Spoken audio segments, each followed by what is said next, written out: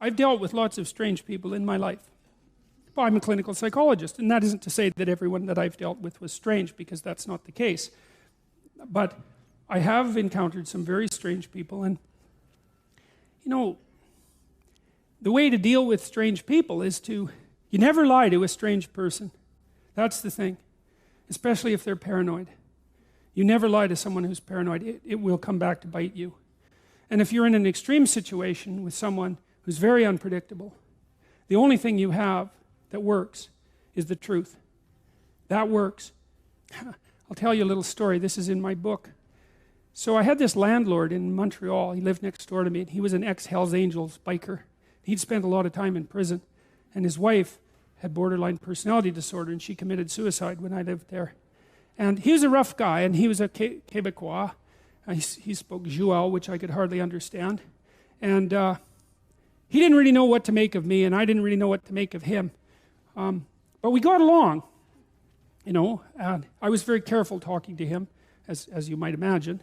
But I was very, and we went over, my wife and I went over there, and we had spaghetti dinner one night, and we sort of communicated, and I bought a poster from him because he made these wooden posters that had neon on them, and that's how he made a living. He'd kind of trained himself to be a bit of an electronics guy, and so he made these things. And he was trying to quit drinking, and we talked about that. He was a lot older than me. He was like 20 years older than me. I was about 25 at this point.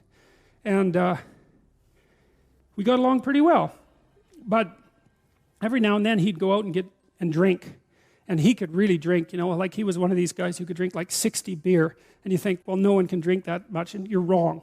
I studied alcohol for like 10 years. Some of my subjects' fathers drank 40 ounces of vodka a day and had been doing it for 20 years. So you can drink a lot, and he could drink a lot. And what would happen, he was trying to not drink, but he'd go out and go on a binge, and then he'd be gone for like 3 days. And he'd drink up all his money, and then we'd hear him out in the backyard howling at the moon with this little ugly dog he had, you know.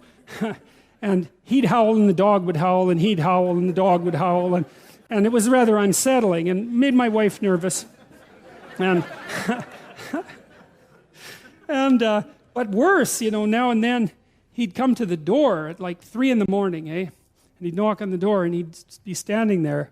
And I don't know how much experience you've had with rough guys who are alcoholic and who are drunk, but they can be upright and unconscious at the same time.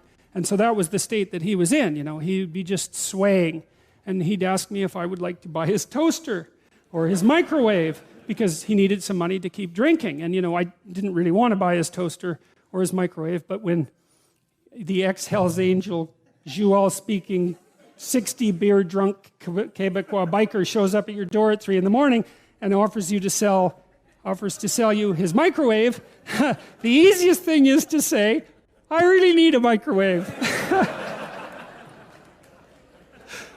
So, you know, I bought the microwave and the toaster and some other things.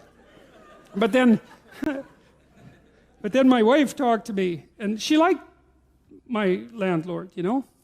Even though she was afraid of him, she liked him. And she said, you can't buy any more appliances because it's not good for him. And I thought, that's an interesting problem, you know. So what the hell am I going to do about this? Because no, I don't want to buy your microwave. Just doesn't seem to be the right answer at 3 in the morning. So one time he took me out on his 750 Honda, and he put me on the back of it. He wanted to show me his lair, I guess, his hangouts. And I got his wife's helmet on, but it didn't fit. It just sit on the top of my head. And he said, I got on the bike, and he said, if the cops chase us, we're not stopping. and then away we went. And we went to these bars downtown on Saint Laurent. They were very rough places. And he got into like 4 fights that night because he was a rough guy, you know, and these kind of punk guys would come up to him and sort of challenge him and act stupidly around him, and he was very skeptical. And if you were acting stupidly around him for any length of time, he'd just hit you because he felt that that's what you deserved, and perhaps he was right, you know. So I had first-hand opportunity to observe him. So anyways, he, sure enough, about a week or 2 after we had this conversation, he showed up at the door, knock, knock, knock, you know. I opened the door, and he was standing there, with his eyes kind of half closed, and he was swaying. And he had, I don't remember what the appliance was this time, but he wanted to sell it to me. And I said, Paul, I can't buy this. I'm not going to buy this because I know you're trying to quit drinking. And if I give you this money, then you're going to go and drink it up. And it's not going to be good for you. And what else did I tell him? I think I told him as well that this whole thing of him coming to my house at like 2 a.m. was scaring my wife, who he liked, and that it had to stop.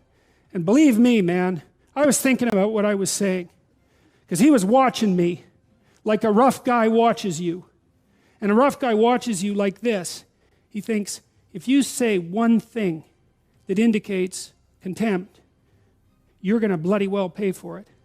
And so I was finding my words like, I was crossing a swamp and trying to look for the rocks underneath the surface. And I said what I had to say very, very carefully.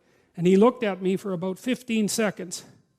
And that's a long time to be looked at 3 a.m.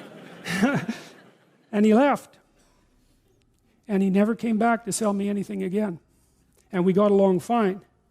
But that's a good illustration of this issue with regards to truth and success in the strange land, because I was in the strange land when I was talking to my neighbor, my landlord then, and I managed to say what was true carefully enough, so despite the fact that he was a very violent person, and that he was a very intoxicated person, and that he had every reason to be suspicious of me, and we couldn't communicate very well, and I didn't do what he wanted, that he took it, and he left, and there was no problem, and life went on just fine after that.